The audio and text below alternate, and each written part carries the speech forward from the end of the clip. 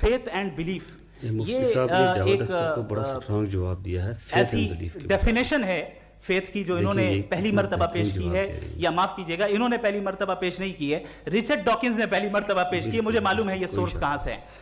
ایپسٹیمولوجیکلی faith اور belief کا فرق آپ اس طرح نہیں کر سکتے سر۔ فیتھ صحیح بھی ہوتا ہے غلط بھی ہوتا ہے، بلیف صحیح بھی ہوتا ہے غلط بھی ہوتا ہے، جو لاجک ریزن اور ایویڈنس سے بیکڈ ہوگا وہ فیتھ صحیح ہوگا، اور آپ جس فیتھ کی بات کر رہے ہیں کہ ال لاجیکل ہے اور اس کے پیچھے نہیں ہے، تو we are on the same page, ہم نہیں مانتے اس فیتھ کو، جو فیتھ ایسا ہو جس کے پیچھے کوئی لاجک نہ ہو، ایویڈنس نہ ہو، ہم نہیں مانتے، ہم تو اس فیتھ کے قائل ہیں جس کے پیچھے لاجک ہو اور ایویڈنس ہو۔ تو بلیف صحیح بھی ہوتا ہے غلط بھی ہوتا ہے، فیتھ بھی صحیح ہوتا ہے اور غلط بھی ہوتا ہے۔ تو آج فیتھ اور بلیف کے ڈیفرنس پہ بات نہیں ہو رہی ہے، آج آپ چاہے فیتھ ایکسپٹ کر لیں یا بلیف ایکسپٹ کر لیں، آج یہ بات ہوگی کہ ٹروتھ کیا ہے، چاہے